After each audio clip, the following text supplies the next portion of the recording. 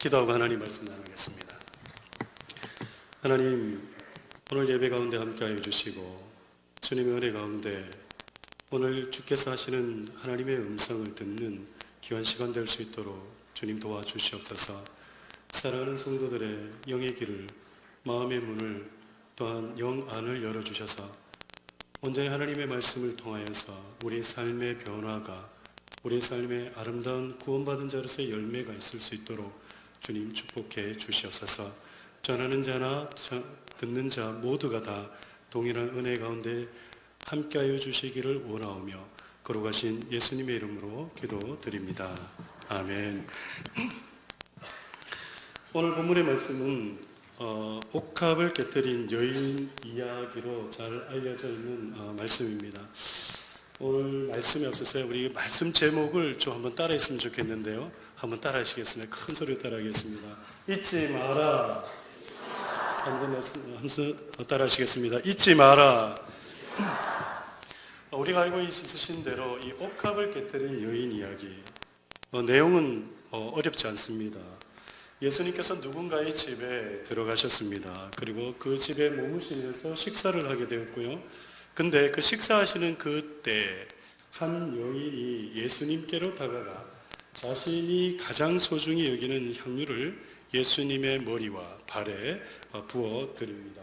이 일로 인해서 이 집안에는 소동이 일어납니다. 여러 가지 소동이 일어났습니다. 그리고 그 소동으로 인해서 예수님께서 제자들에게 말씀하시는 그러한 내용의 말씀입니다.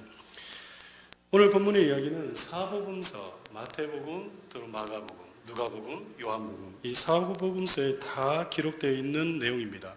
단지 다른 점이 있다면 마태, 마가, 요한은 똑같은 내용과 똑같은 시점으로 기록을 하고 있지만 누가복음은 조금 다르게 기록하고 있습니다. 마태, 마가, 요한은 오늘 이 향유 옥합을 깨뜨린 여인의 사건을 예수님께서 십자가 지시기 이전에 일어난 일로 기록하고 있지만 반면 누가는요, 예수님의 공생의 첫 시작부터 이런 일이 있은 것처럼 기록하고 있다라는 겁니다. 뿐만 아니라 내용 면에서도 누가복음은 다른 복음서와 조금 다르게 기록하고 있습니다. 누가복음 7장 37절에 보시면 이 여자가 어떤 여자인지에 대해서 기록한 내용이 있습니다. 누가복음 7장 37절의 말씀입니다. 그 동네에 죄인인 한 여자가 있어 예수께서 바리새인의 집에 앉으셨음을 알고 향유 담은 옥합을 가지고 와서, 지금 방금 읽어드린 이 구절에서 이 여인에 대해서 뭐라고 말하고 있습니까? 죄인이다라고 말하고 있습니다. 그리고 예수님께서도 7장 48절에서 또 이렇게 이야기하십니다.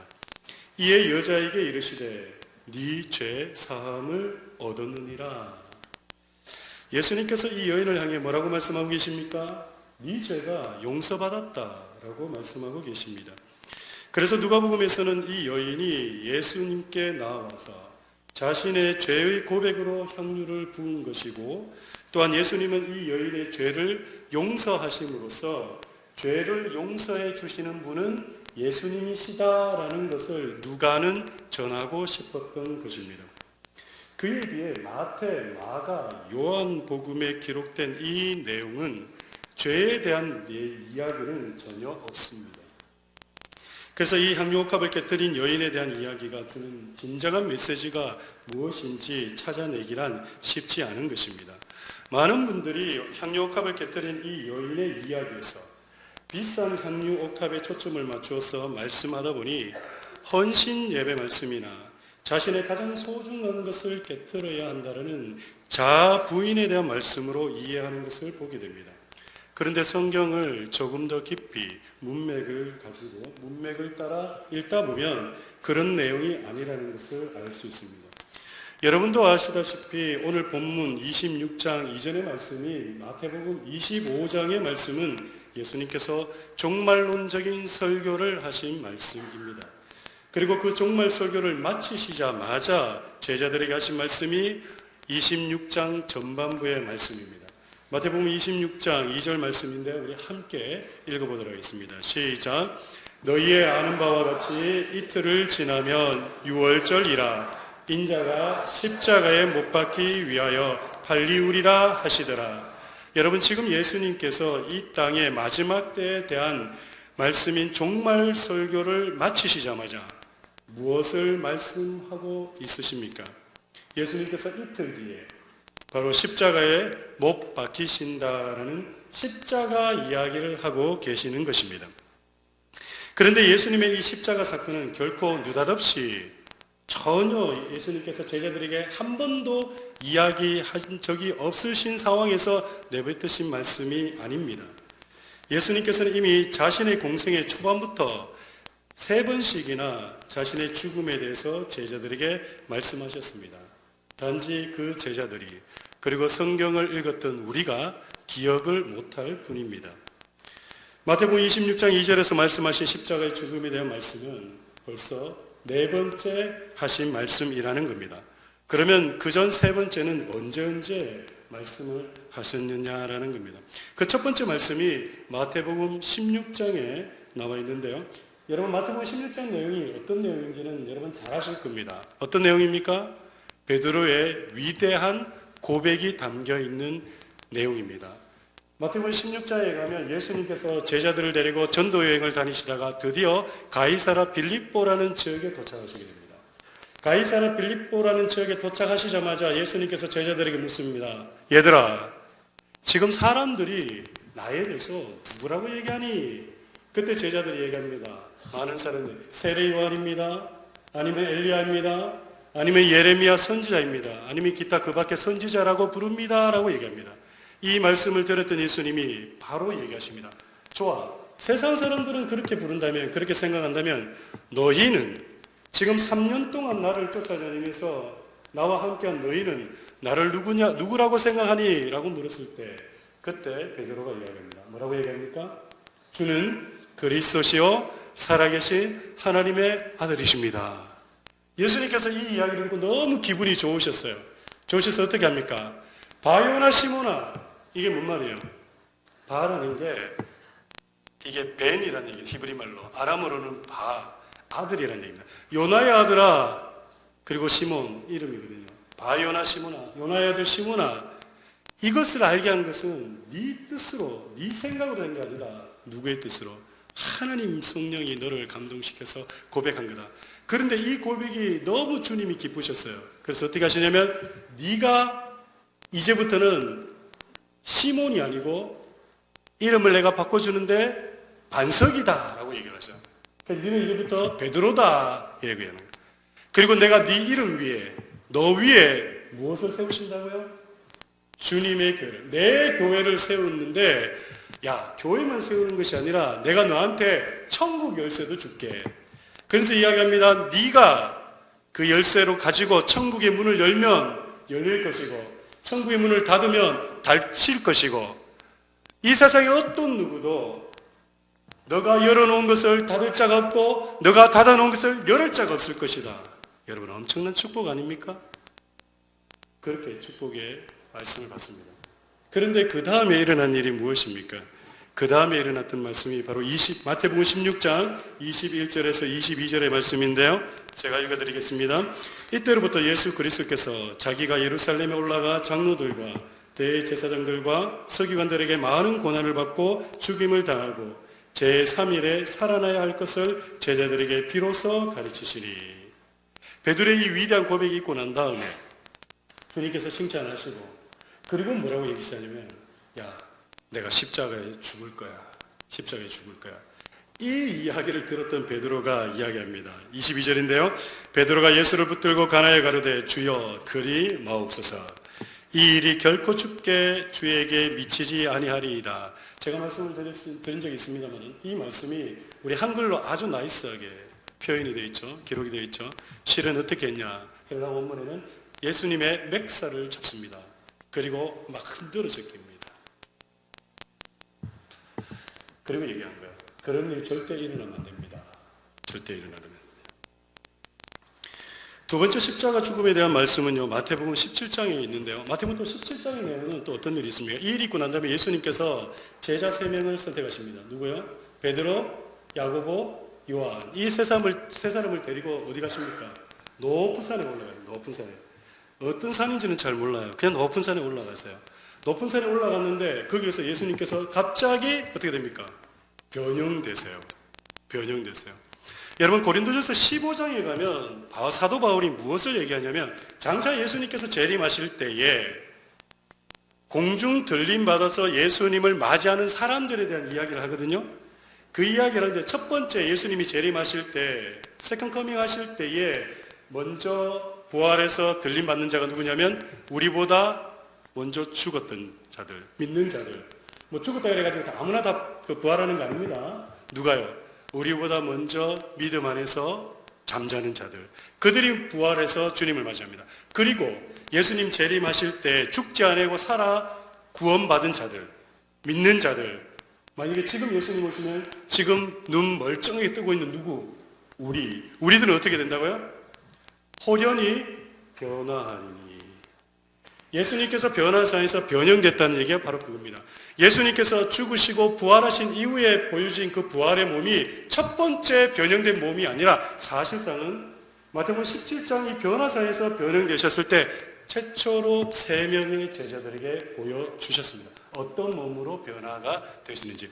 여하튼간에 그렇게 변화된 모습을 보면서 제자들이 황홀경에 빠지는 거예요. 그리고 뭐라고 고백합니까? 주님, 저희가 여기에서 장막 3개를 짓는데 하나는 주님을 위해서, 하나는 누굴 위해서? 모세를 위해서, 하나는 또 누구를 위해서? 엘리야를 위해서. 변화산에서 누구 만나셨기 때문에 예수님이 모세와 엘리야를 만나죠. 그래서 장막을 쳐놓고 평생 여기서 사십시다 라고 얘기하는 거예요. 왜요? 내려가면 또 찌질이 공상으로 싸워야 되고 뭐 그래야 되잖아요. 지금 전도여행, 예수님을 쫓아 전도여행 다니는 것도 너무 힘들어 죽겠는데 또 내려가면 바리새인들하고 또 대제사장들하고 백성의 장로들하고 맨날 싸워야 되고 뭐 죽음의 위협으로부터 막 살아야 되니까 주님 내려가지 말자고. 내리지 말고 그냥 여기서 살고 그냥 주님 나라가 임하면 여기서 그냥 끝내자고. 근데 예수님께서 어떻게 하십니까? 다 걷어가 버렸어요. 하나님이 순식간에 걷어가 버렸어요. 잠 깨라. 그리고 툴툴툴툴 깨워가지고 내려가십니다. 그래서 변화산 내려오는데 그 변화산 밑에서 안 해야 될까 무슨 일이 일어나고 있습니까? 귀신 들린 아들하고 또 아들을 데리고 있는 그 아버지하고 제자들하고 귀신을 쫓아내지 못해가지고 막 난리가 났어요. 또 그거 보고 예수님께서 아이고 이 답답한 인생들아 하면서 또 이제 그 고쳐주십니다. 고쳐주시고 난 다음에 그리고 또 뭐라고 얘기하십니까? 주님께서 말씀하시는 거예요. 내가 죽을 거다. 내가 십자가에서 죽을 거다. 라고 얘기하는 게 마태복음 17장 22절과 33절에 나와 있습니다. 우리 함께 읽겠습니다. 시작. 갈릴리에 모일 때 예수께서 제자들에게 이르시되 인자가 장차 사람들의 손에 넘기워 죽임을 당하고 제3일에 살아나리라 하시니 제자들이 심히 근심하더라. 지금 이 말씀 언제 하셨다고요? 변화산 그 이후에 말씀을 하셨다는 거예요. 근데 여기서 여러분에게 먼저 좀 말씀드릴 게 있는데요. 예수님께서 십자가 죽음을 말씀하실 때마다 제자들의 반응이 조금씩 달라진다라는 것을 알 수 있어야 됩니다. 첫 번째 예수님께서 십자가에 내가 죽는다라고 했을 때 제자들의 반응이 어땠습니까? 여러분 베드로의 모습에서 봤듯이 첫 번째 십자가 죽음을 들었을 때, 예수님의 죽음을 들었을 때 강력하게 거부합니다.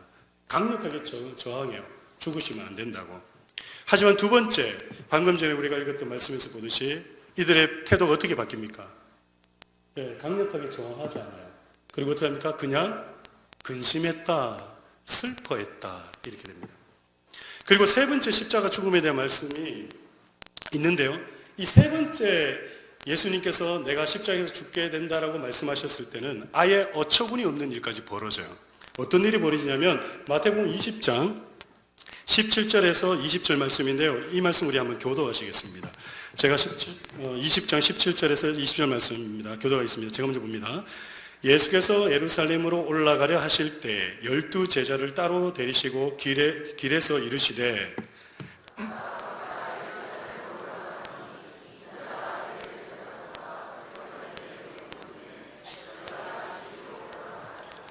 이방인들에게 넘겨주어 그를 능욕하며 채찍질하며 십자가에 못 박게 하리니 제3일에 살아나리라.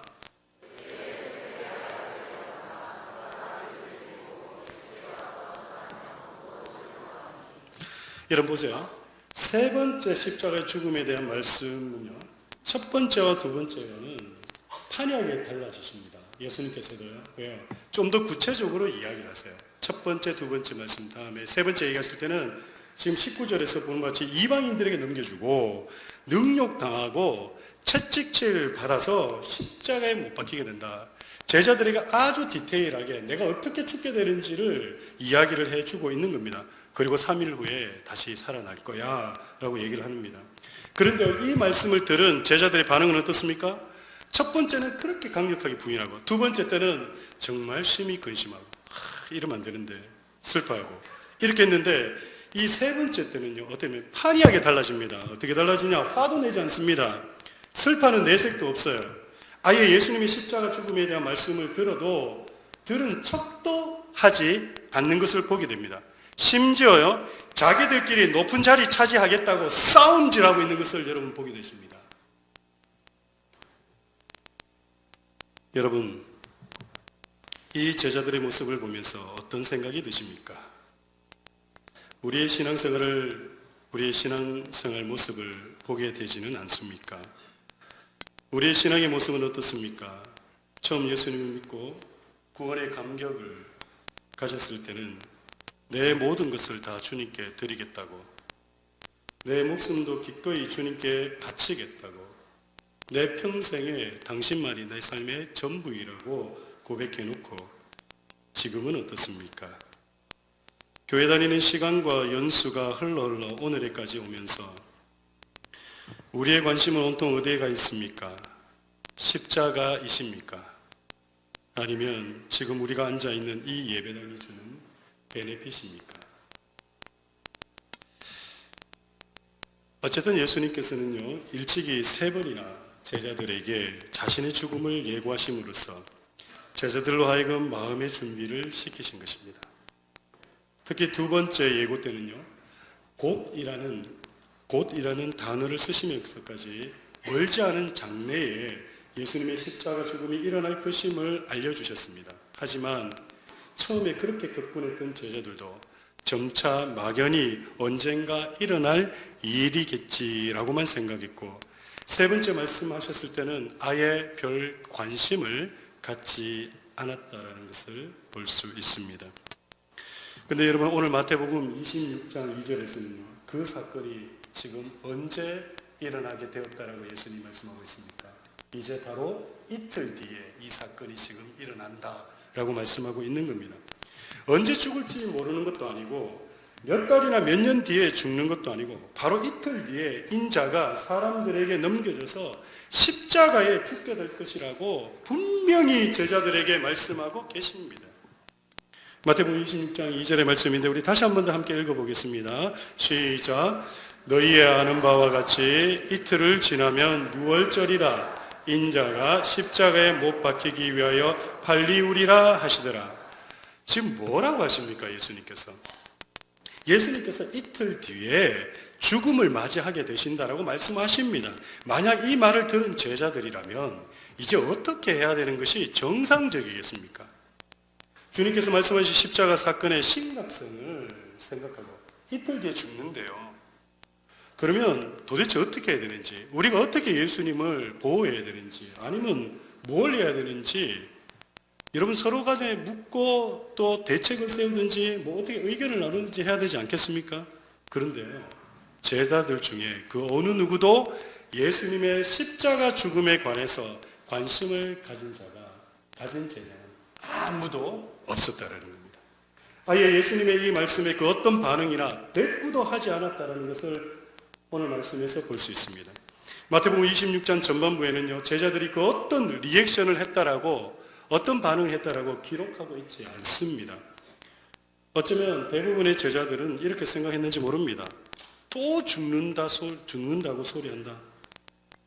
이거 한두 번도 아니고 맨날 죽는다고 이야기하네. 참 기분 나쁘다.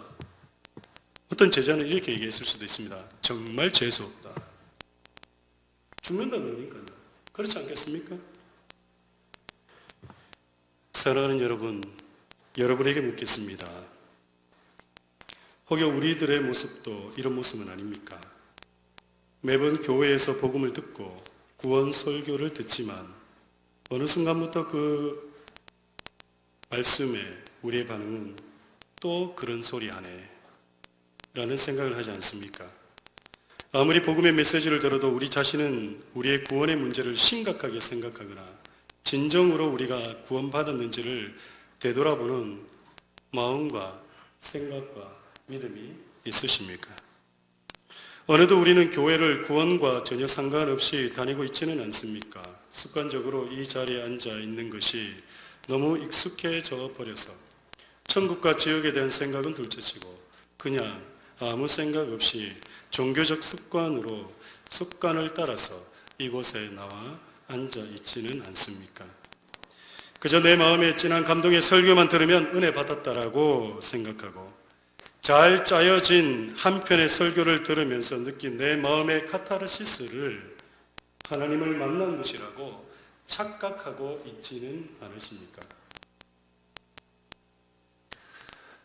여하튼간에 예수님께서 네 번째 십자가 죽음에 대해서 제자들에게 말씀하실 때 예수님 주위에서는요 엄청난 일이 벌어지게 됩니다.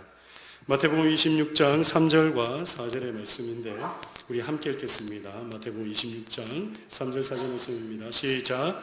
그때 대제사장들과 백성의 장로들이 가야바라 하는 대제사장의 아문에 모여 예수를 궤계로 잡아 죽이려고 의논하되 지금 뭐라고 말씀하고 있습니까?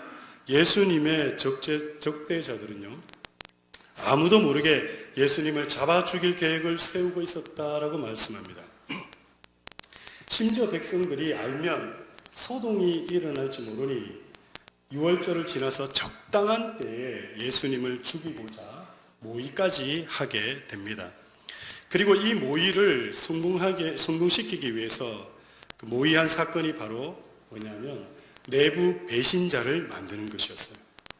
그래서 오늘 본문 6절에서 13절까지 말씀, 우리가 읽었던 그 향유옥합을 곁들인 여인에 대한 마태복음 26장 6절에서 13절의 말씀을 빼고 그 전에 있었던 5절 말씀에서 바로 14절로 넘어가면 그리고 그 넘겨가면서 읽으면요 이 스토리가 아주 매끄럽게 잘 연결이 되는 것을 볼 수 있습니다. 한쪽에서는 예수님을 죽이고자 모의하고 있고 동시에 때마침 내부 배신자가 나타나서 몰래 예수님을 넘겨주기로 약속하는 겁니다. 그리고 예수님을 죽일 계획은 일사천리로 진행이 되는 거예요. 그런데요, 이러한 자연스러운 흐름 가운데 느닷없이 하나의 스토리, 이야기가 끼어 들어가는 거예요. 전혀 내용의 흐름에 상관없는 생뚱맞은 이야기가 나오는데 바로 오늘 향유옥합을 깨트린 이야기예요. 오늘 본문의 말씀은 예수님께서 배단이 나병 환자 시몬의 집에 계실 때였습니다. 예수님께서 사람들과 함께 음식을 드시고 계실 때 한 여자가 갑자기 들어옵니다. 그리고 그는요 매우 값진 향유 한 옥합을 갑자기 예수님 머리에 부어 드리기 시작합니다. 이 집에 있던 사람들이요 모두 놀랐어요. 깜짝 놀랐어요. 생각해 보세요. 밥 먹고 있는데 웬 여인이 들어와서 느닷없이 그냥 예수님의 머리에 발에다가 가장 비싼 그 향유를 부어드리고 있는 겁니다. 많은 사람들이 생각했습니다. 이게 뭔 일이지? 도대체 이게 무슨 일이야? 그러니 제자들이요 열이 받친 거예요. 그래서 막 이 사람을 끌고 나가는 거예요. 끌고 나가지고 막 야단을 치는 거예요. 이 향유가요 얼마나 비싼 향유냐면 마가복음과 요한복음 매우 값진 나드 향유라고 얘기합니다. 마가복음과 요한복음에 의하면 이 값어치가 나와 있는데요. 한 병의 가격이 300데나리온입니다. 당시 노동자의 1년치 품삯입니다. 그러니까 오늘날로 치면 얼마냐? 4만 불이에요. 4만 불. 4만 불짜리 향유를 밥 먹는데 그냥 갖다 부은 겁니다. 그래서 오늘 본문의 제자들을 보면요, 이렇게 얘기하는데, 우리 8절입니다. 우리 8절 말씀인데요. 함께 읽어보겠습니다. 시작. 제자들이 보고 분하여 가로되 무슨 의사로 이것을 허비하느뇨? 정말 비싸고 귀한 향유라는 것을 알 수 있어요. 구하기도 쉽지 않고 한 방울이라도 함부로 쓸 수 없을 만큼 귀한 향유입니다. 그런데 그 여인이 그것을 순식간에 쏟아붓습니다. 그 향유는 땅바닥에 흘러내렸을 것이고 그 순간 더 이상 쓸모가 없게 되었을 겁니다. 그야말로 순식간에 일어난 일이고 눈 깜짝할 사이에 일어난 일입니다. 눈 깜짝할 사이에 4만 불이 날아간 겁니다. 그러니 제자들이 흥분하지 않을 수 있겠습니까? 그런데 이 이유 말고도요, 제자들이 격분한 이유가 또 있습니다. 마태복음 25장 31절 이하에 말씀하신 예수님의 최후의 심판 말씀 때문에 또 그래요. 거기서 주님은 분명하게 말씀하십니다. 마지막 때 믿는 자들이 어떻게 살아야 되는지에 대해서 말씀하시는데요. 그게 25장 40절의 말씀입니다. 우리 함께 읽겠습니다. 시작. 임금이 대답하여 가라사대 내가 진실로 너희에게 이르노니 너희가 여기 내 형제 중에 지극히 작은 자 하나에게 한 것이 곧 내게 한 것이니라 하시고, 지금 예수님께서 종말론 설교를 마무리하시면서 뭐라고 말씀하시냐면, 정말 보잘것없는 사람이 배고파할 때 먹을 것을 주고 목말라 할 때 물을 주고 헐벗을 때 옷을 입혀주고 그들이 거할 수 있는 곳이 없었을 때 그들을 초대해서 재워주고 그들이 감옥에 갇혔을 때 가서 찾아보고 그들의 말동무가 되어주면 너희들에게 구원이 성취된다 라고 말씀을 하는 겁니다. 그것이 주님을 위해서 사는 것이다, 이렇게 말씀을 하신 겁니다. 그런데요, 여러분 생각해보세요. 배고플 때 음식 주고 목마를 때 물 주고 그 다음에 옷 입혀주고 재워주고 하는데 그냥 공짜로 할 수 있습니까? 무엇이 있어야 됩니까? 돈이 있어야 됩니다. 돈이. 여러분, 교회가요, 재정을요 어디에 중점에 두고 써야 되는지 우리 주님이 말씀하시는 거예요. 어쨌든 돈이 있어야 되잖아요. 그죠? 돈이 있어야 누군가를 도울 수 있고, 그래야 그것이 주님을 돕는 것이 되고, 그래야 영원한 하나님 나라에 들어갈 수 있다라고 주님이 말씀하신 겁니다. 그러니 향유를 비싼 값에 팔아서 그 돈으로 가난한 사람들을 돕는다면 얼마나 귀한 일이겠냐라고 제자들이 생각한 겁니다. 그것이 주님의 가르침에도 맞는 말씀이라는 거예요. 그래서 지금 이 상황과 이곳에 있는 모든 사람들의 분위기는 예수님께서도 그 비싼 향유를 허비한 여인을 나무라시고 제자들의 편을 들어주셔야 하는 상황인 거예요, 지금. 그러니 제자들이 여인을 데리고 간 거예요. 데려가가지고 막 그냥 야단을 친 거예요. 정신이 있느냐고. 이 귀한 거를 갖다가 팔아서 지금 방금 전에 예수님께서 가난한 자에게 나눠주라고 했는데 이걸 나눠주면 될 걸 뭐 하는 짓이냐고 막 야단을 치는 거예요. 근데 그걸 예수님께서 뒤늦게 하신 거예요. 그래서 예수님께서 쫓아가십니다, 제자들에게. 그러면서 뭐라고 얘기하십니까? 바로 10절과 12절의 말씀인데 우리 함께 읽어보겠습니다. 10절에서 12절 말씀입니다. 시작. 예수께서 아시고 저희에게 이르시되 너희가 어찌하여 이 여자를 괴롭게 하느냐? 저가 내게 좋은 일을 하였느니라. 가난한 자들은 항상 너희와 함께 있거니와 나는 항상 함께 있지 아니하리라. 이 여자가 내 몸에 이 향유를 부은 것은 내 장사를 위하여 함이니라. 여러분, 무슨 말씀입니까? 지금 예수님께서 뭐라고 얘기하시고 있습니까? 이 여자 괴롭히지 마라. 이 여자 괴롭히지 마라. 이 여자가 한 일은 정말 아름다운 일을 했다라고 말씀하십니다. 그리고 말씀하십니다. 이 여자가 주님의 몸에 향유를 부은 것은 주님, 당신의 장례를 치르려고 한 것이다 라고 말씀하십니다. 사랑하는 여러분, 3년씩이나 예수님을 따라다녔고 예수님께로부터 수많은 설교를 들었고 수많은 기적을 목격하고도 제자들은 십자가의 사건의 의미를 깨닫지 못했습니다. 심지어 예수님의 죽으심이 무슨 의미인지 그조차도 알지 못했다라는 사실입니다. 마태복음에 의하면 예수님께서 이 땅에 오신 이유가 무엇입니까? 마태복음 1장 21절에는 예수님께서 이 땅에 오신 이유에 대해서 분명히 우리에게 말씀하고 계십니다. 마태복음 1장 21절 말씀을 우리 함께 읽어보도록 하겠습니다. 시작. 아들을 낳으리니 이름을 예수라 하라. 이는 그가 자기 백성을 저희 죄에서 구원할 자이시니라 하니라. 뭐라고 말씀하십니까?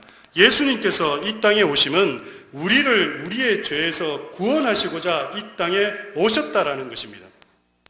저와 여러분을 지옥의 나락으로 떨어져서 영원히 죽을 수밖에 우리를 구원하시기 위해서 이 땅에 친히 하늘 보좌 버리시고 내려오셨다라는 겁니다. 그리고 죄인인 우리를 구원하시고자 그분이 행하신 방법이 무엇이었습니까? 우리를 대신해서 십자가에 죽은 것입니다.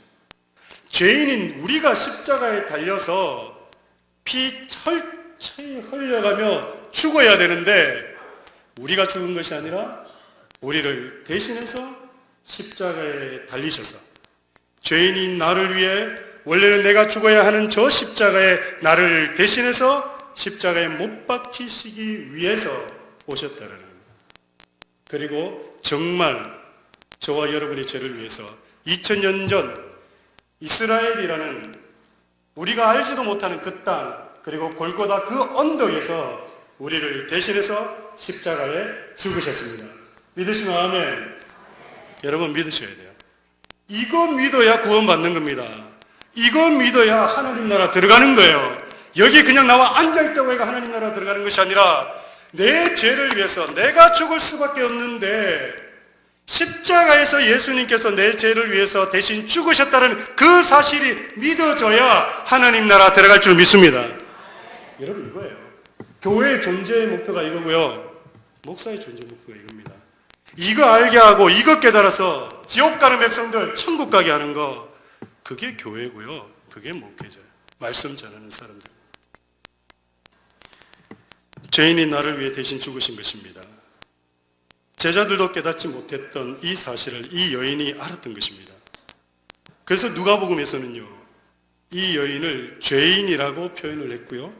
그리고 예수님은 이 죄인인 여인에게 마지막 말씀으로 뭐라고 말씀하시냐면 네 죄가 용서받았다 라고 얘기하시는 거예요.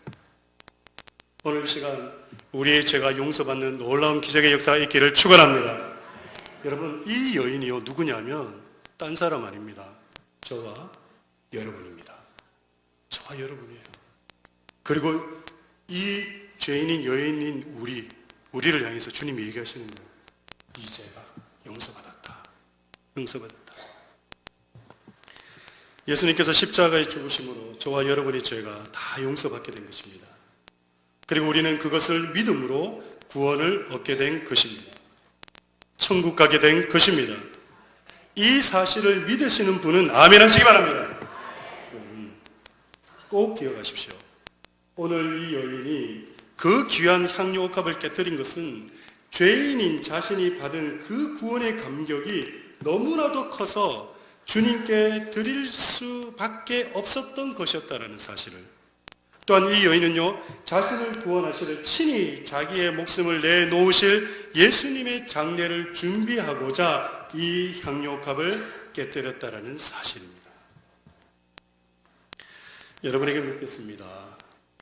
여러분은 여러분이 받은 구원의 감격이 있으십니까? 있다면 그 감격이 얼마나 크십니까?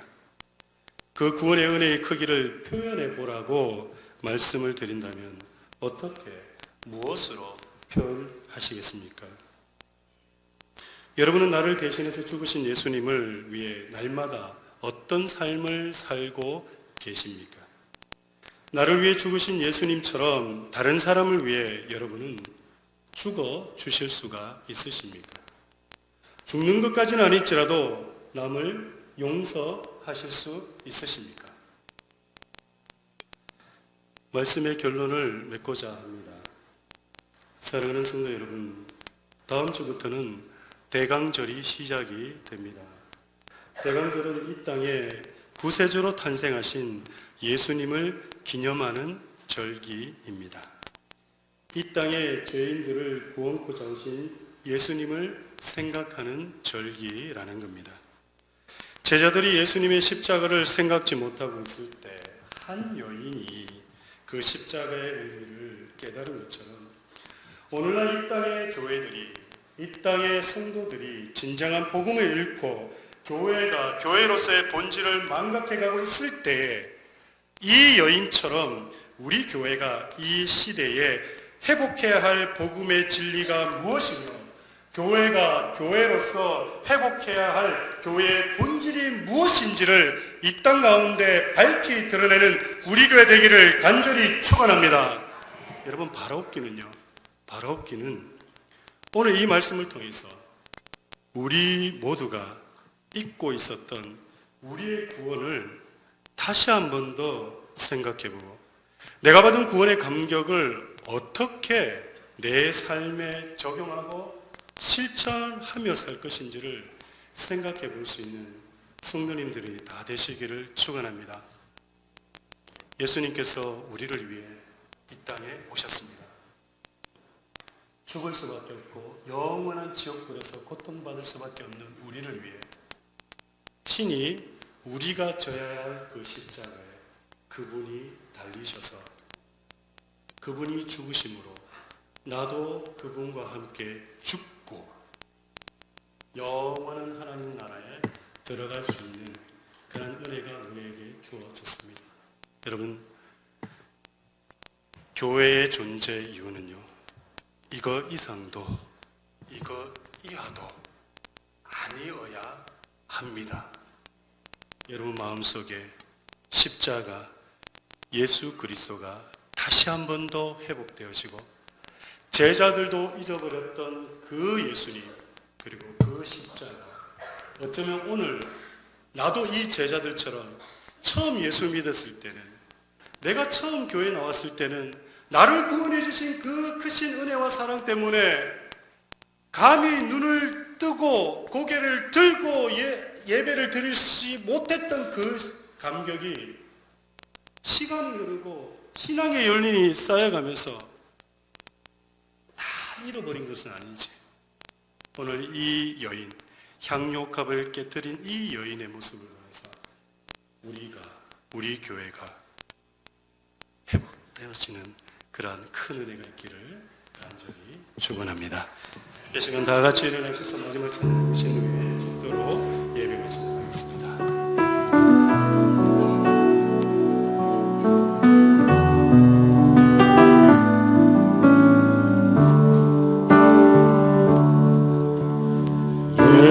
수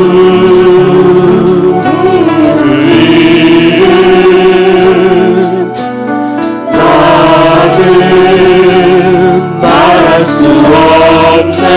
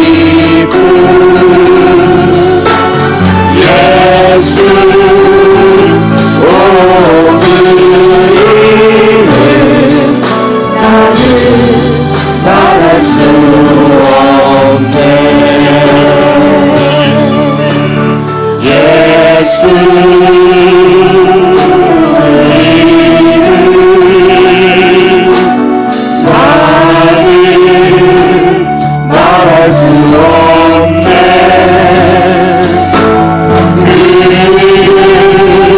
속에 있는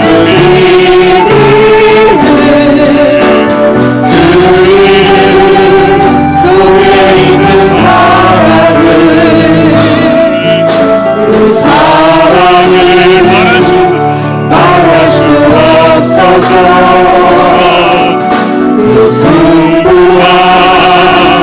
열려 못했어.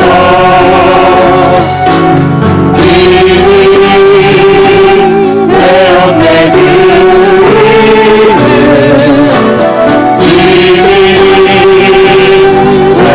없네. 사람들 건질 거에 거의 돌처럼 멀었지만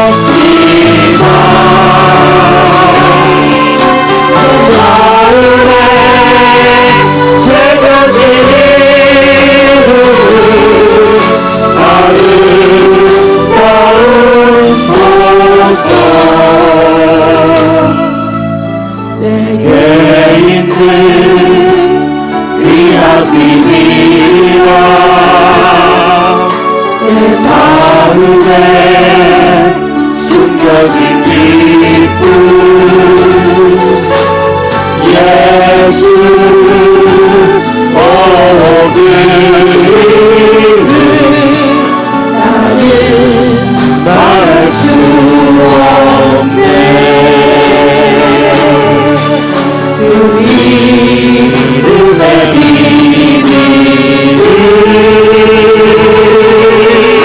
그 이름의 사랑을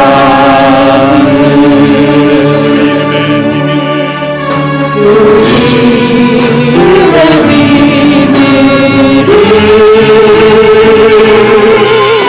그 이름의 사랑을.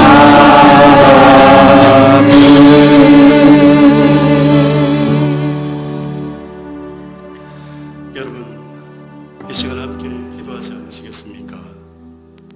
올 한 해 우리는 신앙의 여정을 하시면서 얼마나 예수님을 생각해 보셨습니까? 그리고 올 한 해 나의 삶 속에 십자가는 저와 여러분 우리에게 어떤 의미이셨습니까? 오늘 제자들처럼 처음 예수 믿었을 때는 구원의 감격과 은혜로 십자가만 바라봐도 눈물 나고 예수님만 생각해도 밥숟갈을 들지 못했던 그런 감격이 있었는데 5년 지나고 10년 지나고 20년 지나고 우리 교회가 46년 전 8명의 사람으로 예배드리며 디트로이트 한인연합감리교를 세울 때는 그 큰 은혜와 예수님의 사랑과 하나님의 크신 그 은혜로 밤잠 자지 아니하고 교회 와서 기도하고 교회를 위해 나의 모든 것을 내려놓고 그런 열정을 가지고 섬기고 봉사하고 이 교회를 아름답게 갖고 왔는데 어느덧 우리의 모습은 어떤 모습으로 서 있습니까? 지금 여러분 마음속에는 예수님이 계십니까? 지금 여러분은 십자가 그늘 아래서 우리의 삶을 걸어가고 있습니다. 오늘 제자들처럼 어느 순간 우리도 십자가와 예수님의 이름을 인채 믿음 생활, 신앙 생활을 하고 있지 않습니까? 본질은 망각한 채 미본질적인 것을 붙들고자 아웅다웅하고 있는 우리의 모습은 없습니까? 이 시간 여러분 큰 소리 내어서 기도하지 않으셔도 됩니다. 그러나 간절하게 한번 돌아보기를 원합니다. 내 속에 예수님은 계시는지, 정말 십자가로 내가 구원받았음을 날마다 생각하며 고백하고 있는지, 혹여나 우리가 기도하시기 원합니다. 예수님 오시옵소서. 예수님 내 마음속에 오시옵소서. 내 삶의 주인이 나였던 내 모습을 이제 내려놓습니다. 주님 나에게 오시옵소서. 주님 우리 교회에 오시옵소서. 우리 교회에 오셔서 우리의 주인이 되어 주시옵소서. 교회의 주인은 그 어떤 누구도 아닙니다. 오직 예수님이십니다. 우리 교회에 오시옵소서. 사랑하는 성도들이 주님을 우리 주인으로 모시기 원합니다. 아버지 하나님이신 하나님의 사랑이 우리를 만져 주시옵소서. 이 시간 조용한 소리로 함께 고백하며 나가겠습니다. 아버지 말씀드렸습니다. 주님, 어쩌면 우리는 전혀 살고 있었는지 모릅니다. 예수님을 잊어버렸지, 십자가를 잊어버렸지, 내 삶의 주인이 우리 교회 주인이 되시는 것은 내 가슴의 주인이 되는 것은 정말 십자가를 잃어버렸어. 아버지 하나님, 아버지 하나님, 아버지 하나님 용서해 주시옵소서. 아버지 하나님 용서해 주시옵소서. 이제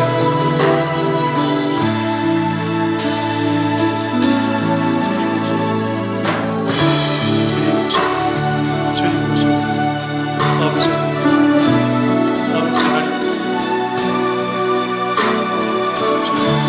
우리 삶의 주인이 되어주시고 아버지 하나님 교회의 주인이 되어주시고 아버지 하나님 이제는 내가 되어서 살자고 해주시고 우리가 되어서 살자고 해주시고 오직 예수 우리 삶의 주님 아버지 하나님 사랑하는 성도 아버지 하나님 십자가를 아버지 하나님 예수 그리스도를 회복하는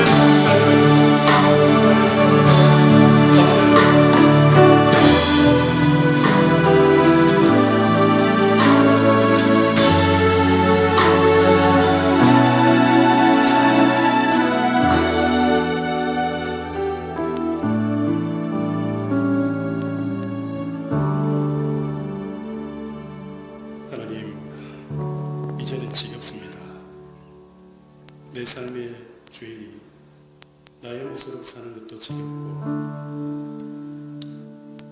예수님을 믿는다고 하지만 교회 나와서는 예수님을 믿는 것 같고 교회 문 밖에 나가면 다를 바 없고 이제는 지겹습니다. 그렇게 살고 싶지 않습니다.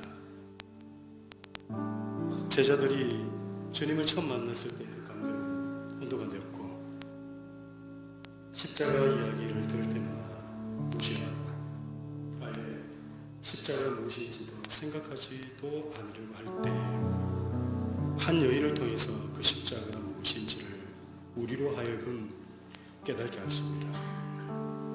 어쩌면 이 제자들의 모습이 우리의 모습이 아니었는지 모릅니다. 교회에 나와서 목사로, 장로로, 권사로, 집사로 어느 순간부터 섬기면서 십자가는 온데간데 없고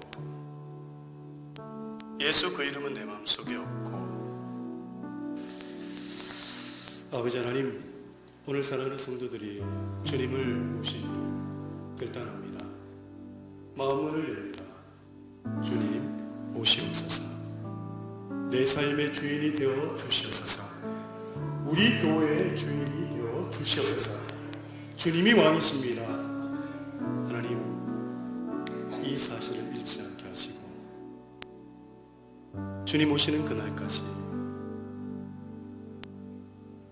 예수 그리스도를 왕되심을 고백하며 주님을 맞이할 수 있는 순결의 신부가 다 되게 하여 주시옵소서. 지금은 우리 주 예수 그리스도의 은혜와 아버지 하나님의 크신 사랑과 성령 하나님의 놀라우신 은사가 내 삶의 주인이 예수 그리스도이심을 고백하기 위해 지금 이 시간 내 속에 예수님을 초대하고 영접하는 사랑하는 성도들의 머리 위와 그 가정과 사업장 위에 그들이 밟는 모든 땅 위에 지금부터 영원토록 함께 하시기를 간절히 축원하옵나이다. 아멘.